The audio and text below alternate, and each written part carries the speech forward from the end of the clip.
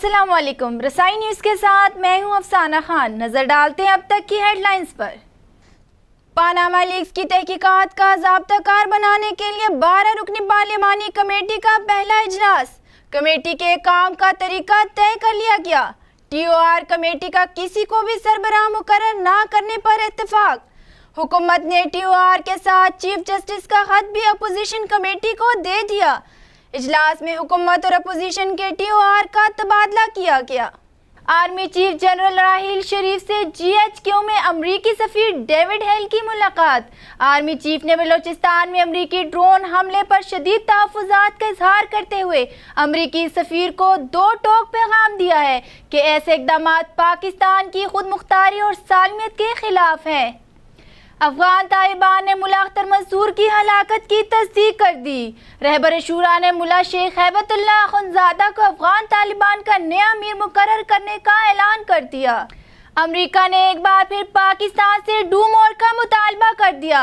अमरीकी महकमा खारजा के नायब तर्जुमान का कहना है कि पाकिस्तान को हकानी और दीगर अफगान ग्रोहों के लिए नरम रवैये पर आला तरीन सतह पर आगाह किया था।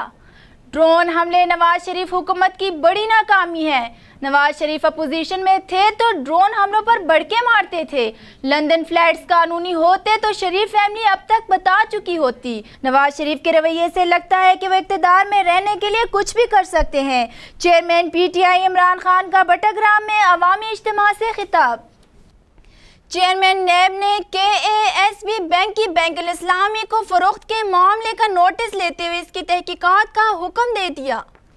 बलोचिस्तान हाई कोर्ट ने साबिक मुशीर खजाना खालिद लांगू की अबूरी जमानत कबल अज़ गिरफ्तारी की दरख्वास्त मुस्तरद कर दी।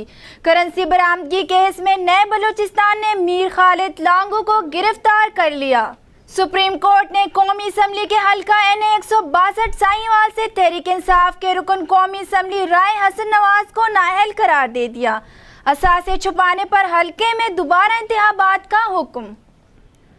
अफगानिस्तान में मकामी अदालती हमले की बस पर खुदकुश हमले में 11 अफराद हलाक, 4 जख्मी। भारतीय गुलकार अरिजीत सिंह को सलमान खान की नाराजगी महंगी पड़ गई। सोशल मीडिया पर माफी मांगने लगे। और दौरा इंग्लैंड की तैयारी के लिए स्किल्स कैंप के 21 खिलाड़ियों के नामों का ऐलान कर दिया गया। चीफ सेलेक्टर इंजमामुल हक का कहना है कि काकोल एकेडमी में बूट कैंप से फिटनेस का मियार बेहतर हुआ है। मोहम्मद हफीज की शमूलियत का फैसला स्कैन रिपोर्ट आने के बाद किया जाएगा। तक के लिए इतना ही। मजीद खबरों और अपडेट्स के लिए देखते रहिए रसाई न्यूज़।